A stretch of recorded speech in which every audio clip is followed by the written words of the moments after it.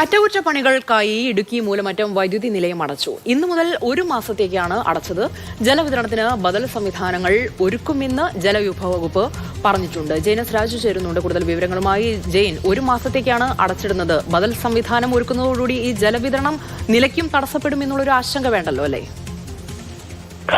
പ്രതിസന്ധി ഇപ്പോഴും നിലനിൽക്കുന്നുണ്ട്. കാരണം മലങ്കര ഡാമിൽ, അതായത് ഇടുക്കി ഡാമിൽ നിന്നും വൈദ്യുതി ഉൽപ്പാദിപ്പിച്ചതിന് ശേഷം വെള്ളം എത്തുന്നത് മലങ്കര ഡാമിലാണ്. ആ മലങ്കര ഡാമിൽ സംഭരിച്ചതിന് ശേഷമാണ് പലയിടങ്ങളിലേക്കായി ഇത് വിതരണം ചെയ്യുന്നത്.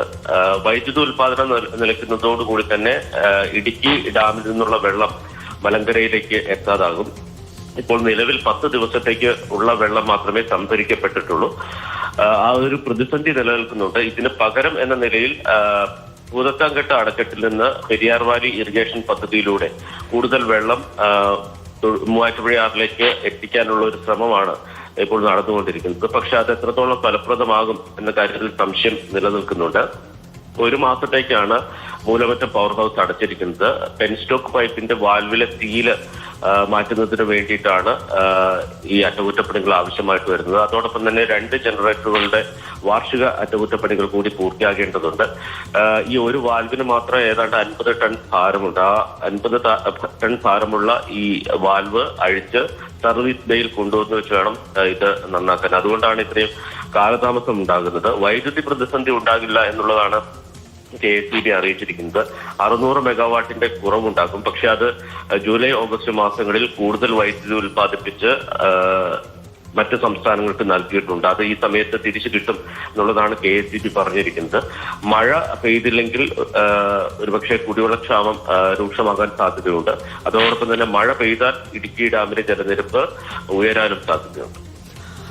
ജയൻ പറഞ്ഞ പോലെ ആശങ്ക അതുപോലെ തന്നെ നിലനിൽക്കുന്നുണ്ട്. ഈ ഒരു മാസം കൊണ്ട് തീരുന്ന അറ്റകുറ്റപ്പണിയാണോ? ഇതിപ്പോ കേട്ടിടത്തോളം കാര്യമായിട്ടുള്ള പണി നടത്തേണ്ടതുണ്ട്. അതുകൊണ്ട് ഈ പ്രതിസന്ധി അത് അത്ര പെട്ടെന്ന് അയയുമെന്ന് നമുക്ക് കരുതാനും കഴിയില്ലല്ലോ. ഈ പറഞ്ഞ പോലെ ഇനി വരുന്ന മാസങ്ങളിലേക്കൊക്കെ ആണെങ്കിൽ ജനുവരി ഒക്കെ ആകുമ്പോഴേക്കും സ്വാഭാവികമായിട്ടും വേനൽക്കാലത്തേക്ക് കൂടി കടക്കുകയാണ്. അപ്പോൾ കൃത്യമായിട്ട് ഉള്ള അളവിൽ വെള്ളം കിട്ടാതെ വരുന്ന ഒരു ആശങ്ക ഉണ്ടാകുമെങ്കിൽ അതിൽ ഏത് തരത്തിലുള്ള പരിഹാരം കാണാനാണ് ഇപ്പോൾ തീരുമാനിച്ചിരിക്കുന്നത് ജയൻ?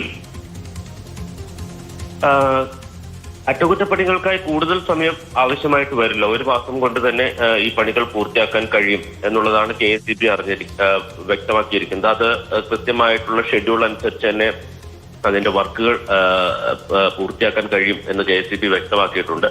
ഇതിനു മുമ്പ് 2019 മൂലമറ്റം പവർ ഹൗസ് സമ്പൂർണ്ണ ഷട്ട് ഡൌണിലേക്ക് പോയത്.